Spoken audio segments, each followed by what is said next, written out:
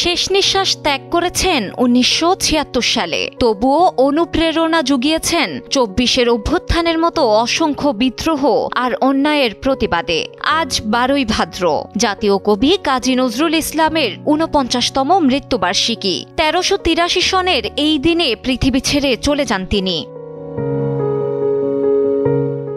দ্রোহের কবি, প্রেমের কবি, বাংলা সাহিত্যের নবজাগরণের প্রতীক কাজী নজরুল ইসলাম। পশ্চিমবঙ্গের বর্ধমানে জন্ম নেওয়া দুখু মিয়া শৈশব থেকেই দারিদ্র্যের সঙ্গে লড়াই করে বড় হন। সাহিত্য অঙ্গনে বিচরণ করার মাত্র ২৩ বছরে অসংখ্য কবিতা, গান ও সাহিত্য উপহার দিয়েছেন, যেগুলো অনুপ্রেরণা জুগিয়ে যাচ্ছে যুগের পর যুগ। তার সৃষ্টি শক্তি জুগিয়েছে বাংলার সব আন্দোলনে, সব বিদ্রোহে।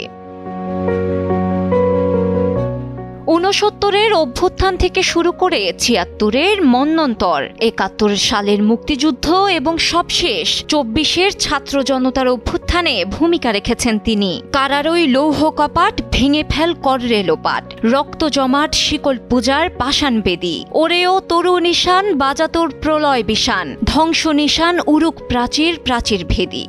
বিদ্রোহের এই স্বর যুগে যুগে তরুণদের দিয়েছে অন্যায়ের বিরুদ্ধে লড়াইয়ের শক্তি। তার সৃষ্টিতে একীভূত হয়েছে অন্যায়ের বিরুদ্ধে প্রতিবাদ, মানবপ্রেম ও স্বাধীনতার আকাঙ্ক্ষা। অল্প সময়েই বাঙালির মনে হয়ে উঠেছেন চিরঞ্জীব ব্যক্তিত্ব।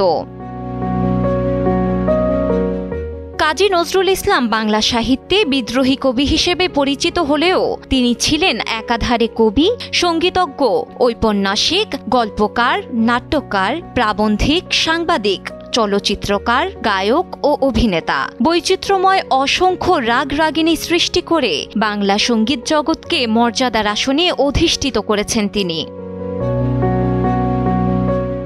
স্বাধীনতার পর ১৯৭২ সালের মে মাসে কবিকে সপরিবারে বাংলাদেশে আনা হয়। জাতীয় কবির মর্যাদা প্রদানের পাশাপাশি তাকে ধানমন্ডিতে দেওয়া হয় সরকারি বাসভবন। ১৯৭৪ সালে তাকে ডি.লিট সম্মাননা প্রদান করে ঢাকা বিশ্ববিদ্যালয়। এরপর ১৯৭৬ সালে পান বাংলাদেশের নাগরিকত্ব এবং ২১ পদক। ডেস্ক রিপোর্ট, সময়ের আলো।